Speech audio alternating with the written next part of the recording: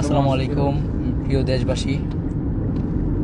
তো প্রথমেই শুকরিয়া আদায় করছি যে বেঁচে আছি এখনো, কারণ হয়তোবা বেঁচে থাকার কথা ছিল না, অথচ এখন কথা বলতে পারছি।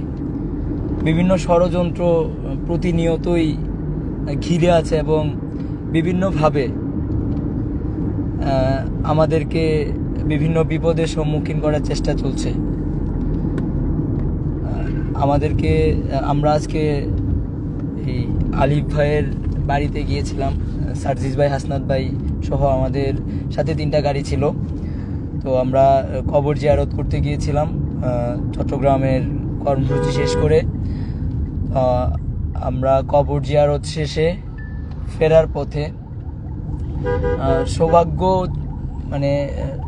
সৌভাগ্যবশত আমরা গাড়ি চেঞ্জ করে ফেলেছিলাম। যে হাসনাত ভাই, সার্জিস ভাই একটা গাড়িতে ছিল, আমি একটা গাড়িতে ছিলাম এবং আমার বন্ধুরা, আমার ভাইয়েরা অন্য আরেকটা গাড়িতে ছিল। তো আমরা একটু পিছিয়ে আসতেছিলাম, প্রায় 5-7 মিনিটের রাস্তা পিছিয়ে আসতেছিলাম, আর সামনে আমাদের ওই গাড়িটা ছিল। তো একটা ট্রাক এসে উদ্দেশ্য প্রণোদিতভাবেই আমাদের যেই গাড়িটা ছিল সেই গাড়িটাকে ট্রাক চাপা দেওয়া হয়। কিন্তু ওখানে যারা ছিল, যখন ট্রাকটা আসতেছে দেখেছে তখনই গাড়িটাকে ব্রেক করা হয়। কিন্তু গাড়িটাকে ব্রেক করা সত্ত্বেও আবার সেখানে এই ট্রাক চাপা দেওয়া হয়। এবং আপনারা আমার সাথে আমার একজন বন্ধু আছে যে ছিল ওখানে। তো বন্ধু, মূলত ঘটনাটা কি ঘটছিল? আর পাশাপাশি হচ্ছে ওই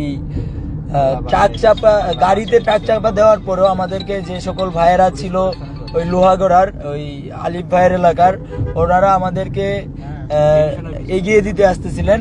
তো একটা বাইকেও গাড়িতে ট্রাক চাকা দেওয়ার পরে আরো 2টা বাইকে ট্রাক চাপা দেওয়া হয়। এবং পরবর্তীতে যখন ড্রাইভারকে জিজ্ঞেস করা হয়, তার কাছ থেকে কোনো আনসার থাকে না। সে বলে যে তাহলে কি আমাকে মারবেন, মেরে ফেলেন, মামলা দিবেন, মানে অনেক ভিত্তিহীন কথাবার্তা বলতেছিল। এবং পরবর্তীতে আমরা জানতে পারি যে যেই গাড়িটা ছিল, যেই ট্রাকটা ছিল, সেই ট্রাকের মালিক হচ্ছে একজন আওয়ামী দূষর।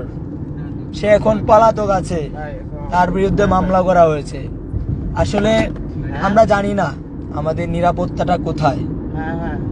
আমরা শুরু থেকেই বলে আসতেছি যে আসলে দিন নাই রাত নাই, আমরা ছুটতেছি। যখন যেখানে যেই সমস্যাটা হচ্ছে আমরা যাচ্ছি, কথা বলতেছি, আমরা আমাদের জায়গা থেকে কাজ করছি। কিন্তু একটা মহল, শুধু একটা মহল নয়, কিছু মহল শুরু থেকে এখন পর্যন্ত আমাদের পেছনে এমন ভাবে লেগে আছে আমাদের ক্ষতি করার জন্য, যার প্রতিফলন আপনারা আজকে দেখেছেন। তো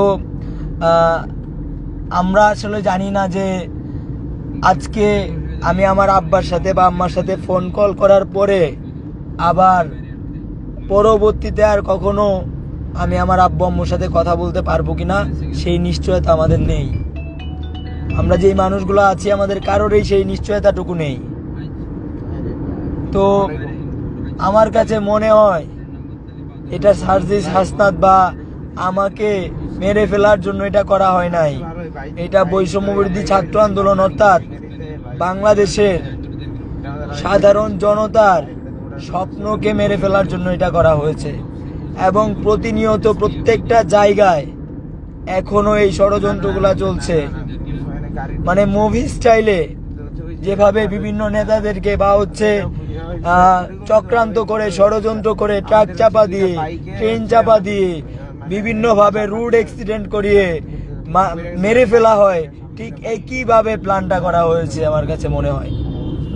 তো আমরা জানি না আসলে আমাদের নিরাপত্তাটুকু কোথায়।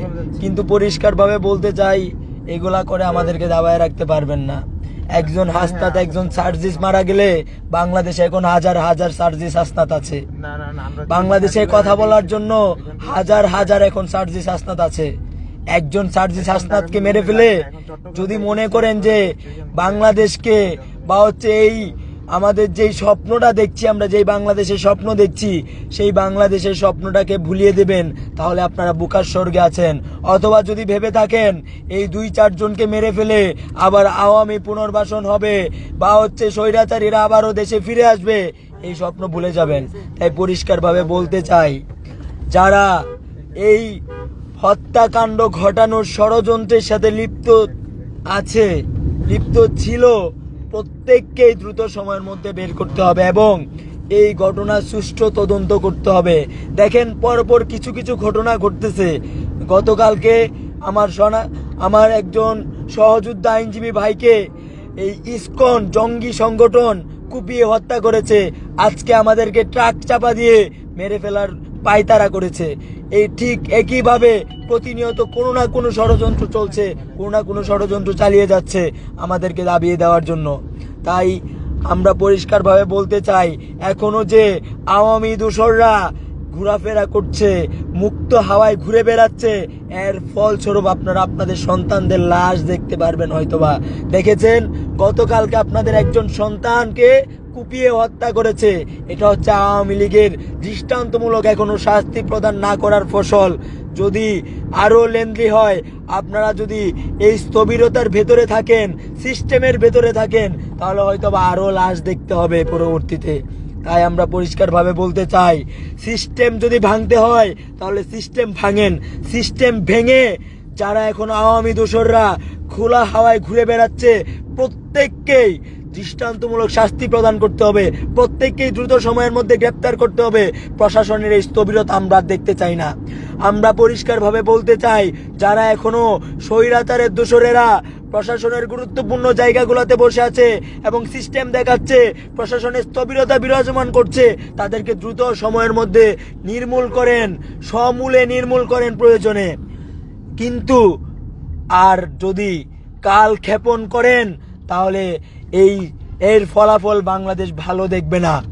তাই পরিষ্কারভাবে বলতে চাই, যারা এই হত্যাকাণ্ড সাথে জড়িত, প্রত্যেকেই দ্রুত সময়ের মধ্যে গ্রেপ্তার করতে হবে এবং যারা আওয়ামী দোসররা এখনো খোলা হাওয়ায় ঘুরে বেড়াচ্ছে, তাদেরকে খুঁজে খুঁজে চিরুনি অভিযান দিয়ে বের করে গ্রেপ্তার করে জেলে ঢুকাতে হবে।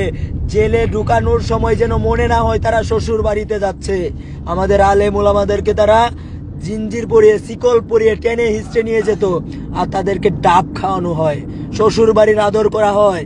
এই জিনিসগুলা যদি আবার পুনরাবৃত্তি ঘটে, তাহলে হুঁশিয়ারি করে বলে দিচ্ছি, দ্বিতীয়বার আবারও আমরা রাজপথে নামতে একবারও ভাববো না। আমরা যা হারানোর সব হারিয়ে ফেলেছি। আমাদের মরে যাওয়ার কথা ছিল, আমাদেরকে মৃত্যু ভয় দেখিয়ে লাভ নেই। আমরা সেদিনেই মরে গেছি, এখন বোনাস লাইফ লিড দিচ্ছি। তাই পরিষ্কারভাবে বলতে চাই, দ্রুত সময়ের মধ্যে এদের বিরুদ্ধে ব্যবস্থা নিশ্চিত করতে হবে এবং সেটা দৃশ্যমান হতে হবে। এত সুশীলতা দেখানোর জন্য আপনাদেরকে বসানো হয় নাই, সুশীলতার জন্য আপনারা দায়িত্ব নেন নাই। আপনাদেরকে বিপ্লবের স্পিরিট ধারণ করতে হবে। তাই দ্রুত সময়ের মধ্যে প্রত্যেকটা ঘটনার সুষ্ঠু তদন্ত করতে